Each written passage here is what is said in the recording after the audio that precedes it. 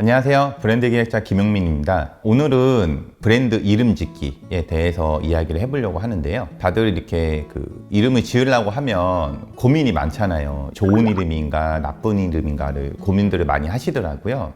저도 그건 마찬가지입니다. 그래서 유튜브 채널명 어떻게 할지 저도 아직도 고민 중이거든요. 근데 저뿐만 아니라 뭔가 새로 시작하시는 분들 또는 이제 어떤 서비스라든지 이름을 지으시는 분들이 다들 비슷한 고민을 할 것 같아서 이런 시간을 준비해 보았습니다.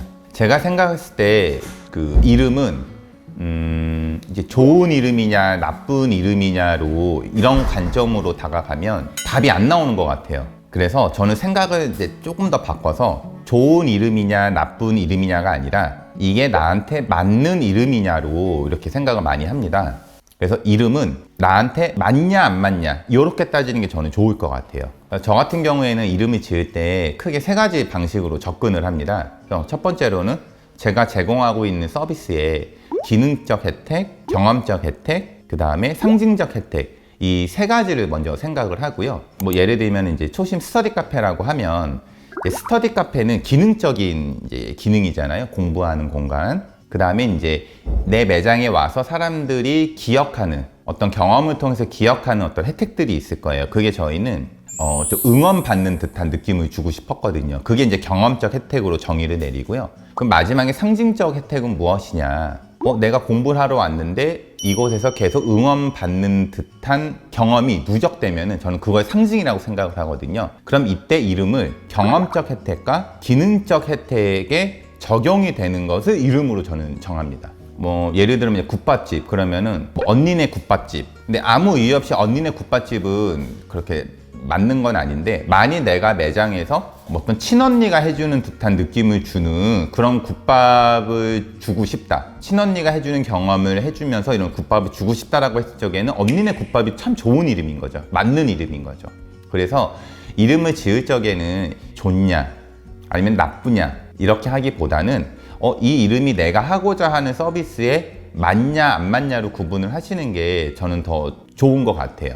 첫 번째는 한 이런 식으로 이제 생각을 하시면 되고 내가 여기서 조금 더 예술적인 걸 좀 가미하고 싶다 그러면 저 같은 경우에는 신화라든지 어떤 전설 이런 쪽에서도 많이 찾거든요. 뭐 예를 들면은 로렐 의원 같은 경우에는 이 로렐이라는 게 월계수라는 뜻이에요. 뭐 잘 아시겠지만 그런데 왜 이제 로렐이냐 놓고 보게 되면은 이 월계수의 전설이 하나 있습니다. 원래 그리스 로마 신화에서는 아프로디테가 미의 여신으로 되어 있는데요.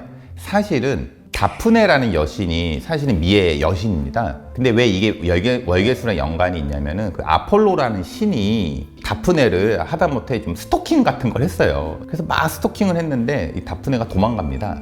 도망가다가 아주 이제 딱 죽어요. 쉽게 얘기하면은. 그럼 그 죽은 자리에서 자라난 나무가 월계수 나무입니다. 이거를 아폴로가 너무 이걸 좀 그리워하고 해갖고 그 나무로 만든 게 이제 월계수 이거거든요. 이런 것처럼 내가 뭔가 이름을 지을 적에 기능적, 경험적, 상징적 혜택으로 구분해서 이름을 짓는 방식이 있고 그리고 두 번째로는 이 방식에서 이제 전설적인 걸 갈 건지 좀 함축적으로 갈 건지 좀 직설적으로 갈 건지 이거를 내가 이제 하고자 하는 방향에 맞춰서 이름을 지으면은 내 어떤 브랜드에 맞는 이름이 나오더라고요.